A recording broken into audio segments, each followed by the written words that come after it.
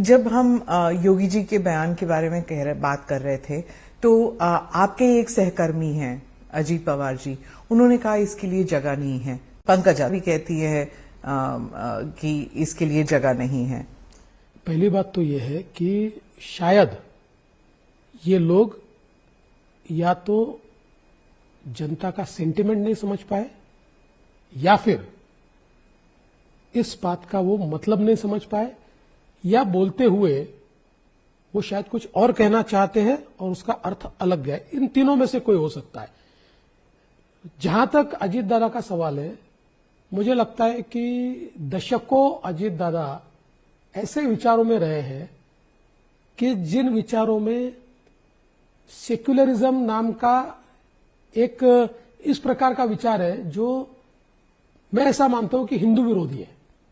Secularism, there is no real secularism amongst those who call themselves secularist. Hindutva का विरोध करना है सेक्युलरिज्म उनके लिए, ऐसे लोगों के साथ रहे। इसलिए जनता का मिजाज और नेशनलिस्ट मिजाज ये समझने में थोड़ा समय उनको लगेगा।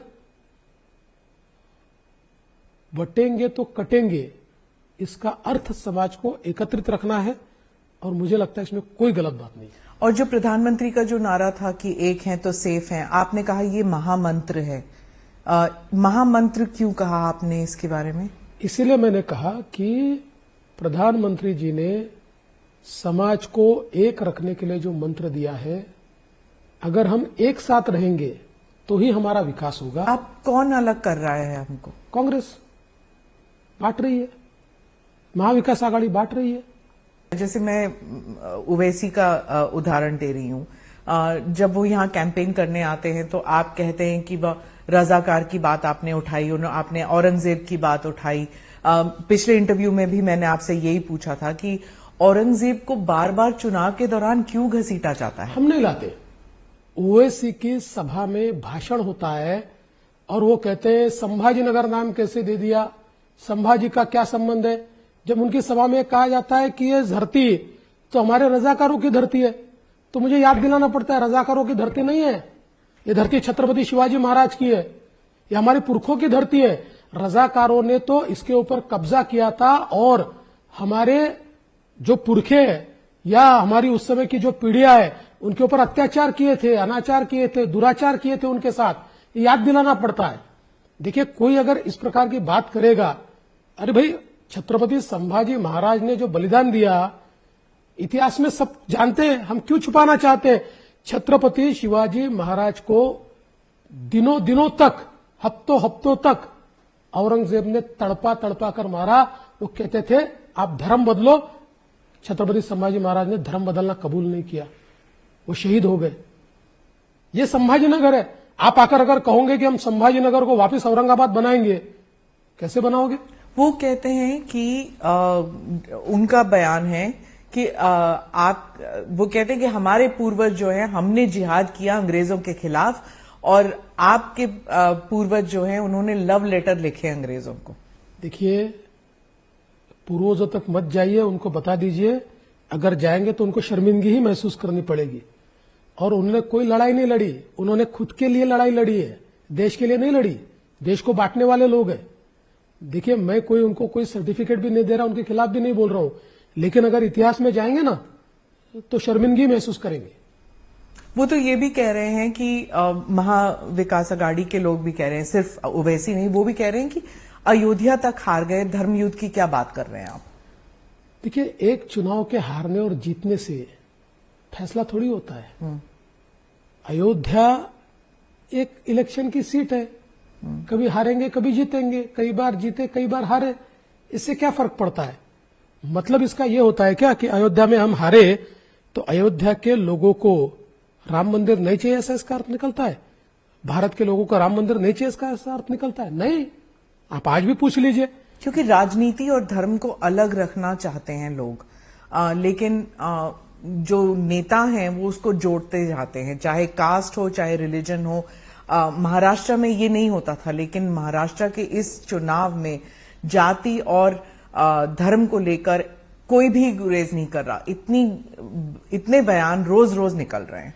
मैं वापस सवाल पूछना चाहता हूं कि अगर उलेमाओं की मांग को लेटर देकर महाविकास आघाड़ी मंजूर करेगी और ऐसी मांगों को मंजूर करेगी, तो हम कैसे चुप बैठेंगे? ये तो बात आ ही गई है। आप देखिए, कांग्रेस की इसी मानसिकता ने देश का बंटवारा किया है।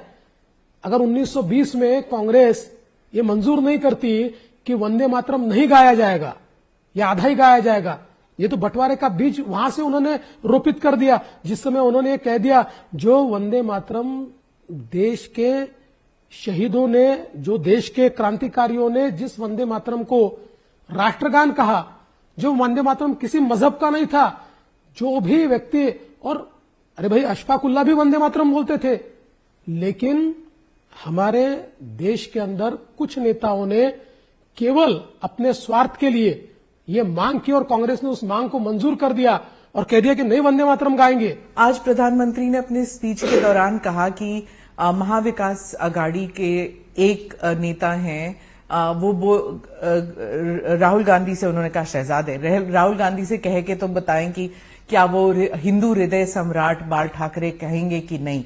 एक बारी भी नहीं कहा उन्होंने। अगर वो कह सकते हैं तो he will be blessed by Bal Thackeray. बिल्कुल सही बात है। अरे भाई, उनको हिंदू हृदय सम्राट कहा जाता है, और इतना ही नहीं, हमारे महाराष्ट्र में जो समृद्धि महामार्ग बना उसका नाम बाला साहेब ठाकरे महामार्ग नहीं है, उसका नाम हिंदू हृदय सम्राट बाला साहेब ठाकरे महामार्ग है। हमारे यहाँ जो अस्पताल बने उसका नाम बाला साहेब ठाकरे अस्पताल नहीं है, हिंदू हृदय सम्राट बाला साहेब ठाकरे हॉस्पिटल है। हमारे यहाँ जो गोरेवाड़ा का जू बना उसका नामकरण हुआ तो बाला साहब ठाकरे प्राणी संग्रहालय नहीं हुआ, हिंदू हृदय सम्राट।